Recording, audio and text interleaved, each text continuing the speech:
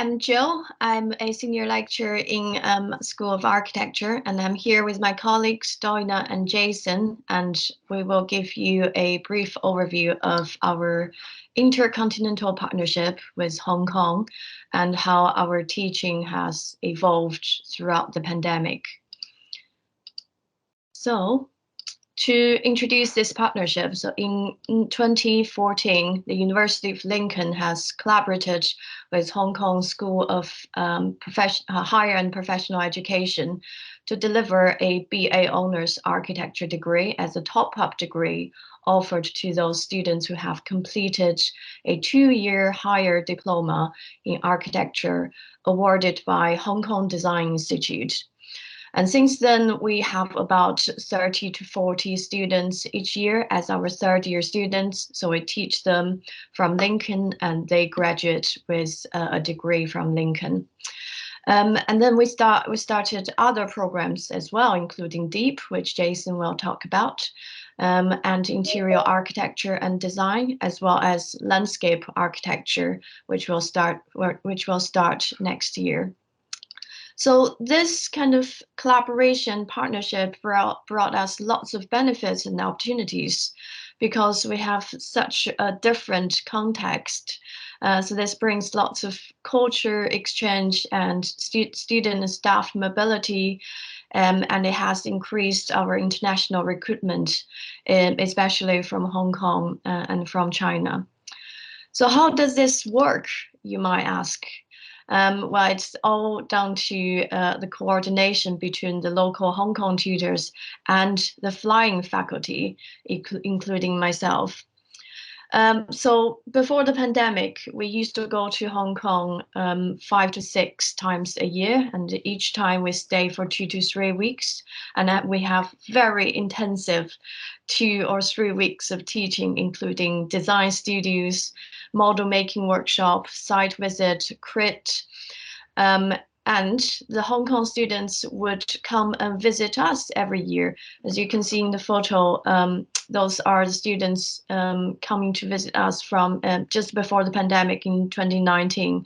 They stayed in Lincoln for a week, and we had joint workshop and design studios and joint crit, etc.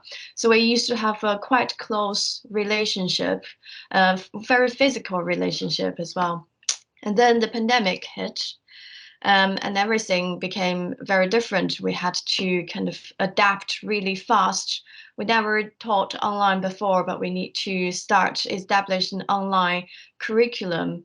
And Jason will tell you, we had multiple meetings at the beginning of the pandemic every week just to understand what the timetable will be look like, and how we're going to arrange the online teaching. So throughout the year 1920 to the end of the year, we start to establish a good online teaching routine where we spread out the teaching load over the semester rather than have intensive physical sessions. And we utilized the digital crit room and online platforms to interact and teach with the students.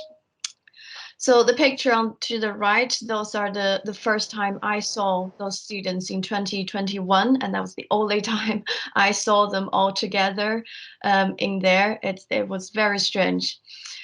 So although we had relatively good student work and outcomes and good student feedback, there was something, the link and the close relationship was kind of missing from online teaching. So in 2021-22, in this year, we started to think creatively and innovatively about what we can do to bring this partnership closer again. And then I'm going to hand over to Doina, who's the Director of Teaching and Learning at our school and the head of third year. And she will talk more about teaching design studios online and the collaborative activities we did with Hong Kong. So over to you, Doina. Thank you, Jill. Yes, so I am going to talk while Jill and Jason are going to talk more extensively about our collaboration with Hong Kong. I'm going to talk specifically about one event and how it came about. What we experienced, Jill touched upon that briefly, what we experienced in once the pandemic hit us was a complete transformation of the way we teach studio. So studio is generally a very social activity.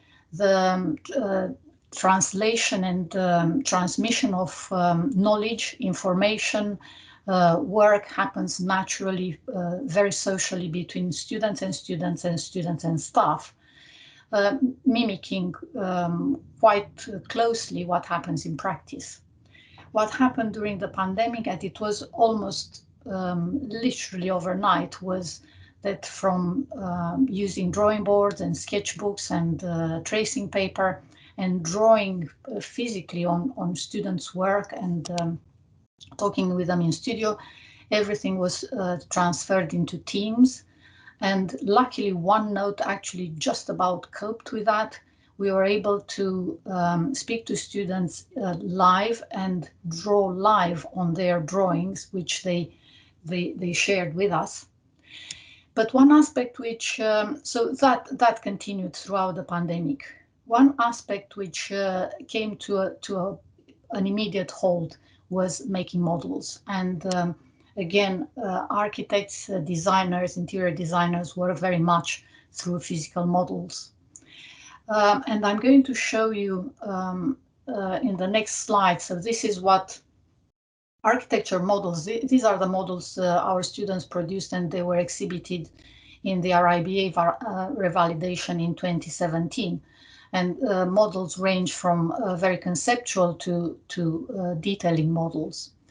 What happened during the pandemic was that from these very often machined models and quite precise models, we went back to and limited to making models with scalpels in students' bedrooms. And from live verbal presentations to pin-ups which were online, which were done via screen share, and from this informal and continuous peer and tutor and student review to these very diarized and fragmented interactions. So this is what the models looked like before the spring of 2020.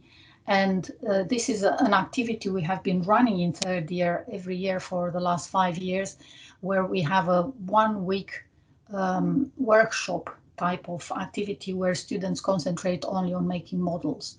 And this is how it used to look. 1 year later, it was like this. So the cutting mats were in students' bedrooms. And while the exercise was actually quite successful, because students had to be very creative about what materials they were using, materials which they could find, their pizza boxes and that sort of thing, it could have been quite dangerous, allowing very tired students with scalpels in their bedrooms. But we decided to share this exercise because everything was online, to share it with our colleagues in Hong Kong. And although it was a logistical nightmare because of the number of students and also time differences, we managed to make it work. And we asked all students to use a limited palette of materials, and that was to challenge them to use new materials. And we had, because we had 2 different cohorts, they yes, I'm going to answer that in question time. We saw different interpretations of the same brief by different students with 1 different. minute left. Oh, I'm really sorry. So I have to move on. These are the models which were produced by our students, and you can see in the background the screen shared with Hong Kong. And these are the students produced by the Hong Kong students. And again, in the background, you can see the work produced by our students. I will pass it on to Jason.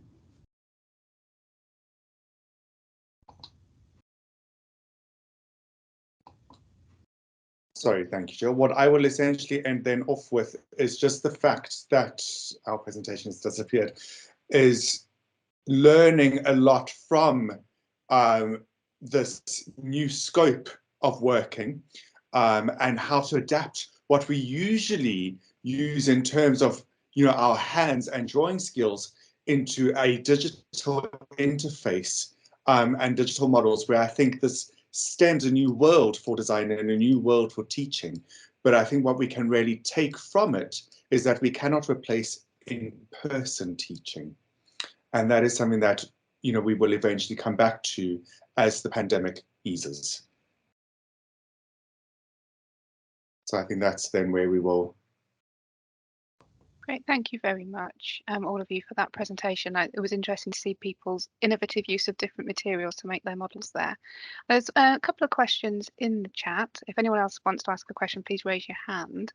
One is, did you consider sending packs of materials to students so that they all had the same? And have you considered using VR as a way to bring students together? Can I answer the VR question?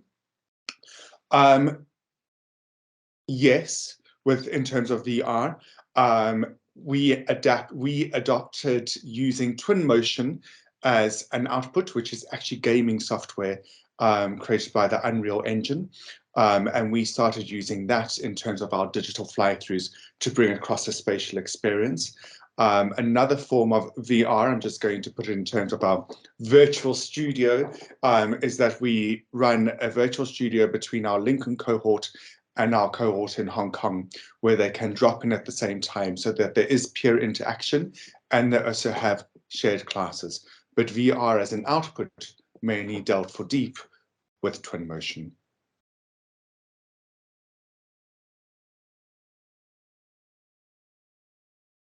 Doina, do you want to pick up the other question? Yes, that was actually one of the ideas when we did all our workshops to send students a pack of materials.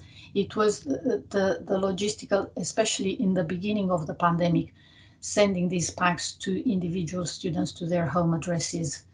So in the end, we reduced it to things they could get their hands on without spending any money. That's great, thank you. A question from me: what learnings are you going to take forward when you go back? You're moving back to going to how you used to do things. What things are you going to carry on doing? I think what Deep is going to carry on doing is that, as Jill mentioned in the beginning, we have these intensive teaching blocks. Whereas what Deep is going to do, we are going to remain with sort of the teaching calendar that we developed during COVID, so that it's more spread out. However, then going back into Hong Kong for assessment periods for 2 or 3 weeks, so that you build up to an assessment, but you are still spreading out teaching throughout the year with online capacities.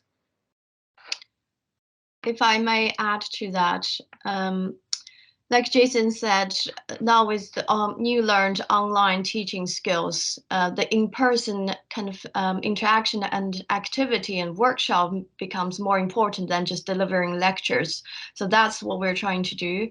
But also we are starting to use more of online skills to have interactive, such as the professional development lectures that we started to invite international guest speakers to give us a talk, including Hong Kong students and Lincoln students. And from that, we started to have lots of student exchange and internship opportunities that we otherwise wouldn't have had. And the touring scheme as well, we had secured funding for touring scheme to take our students to different places and for next year as well. And we can start thinking about offering other online or distance learning programs and short courses with this new learned online skills. So I think there's a huge amount of opportunities going forward from here.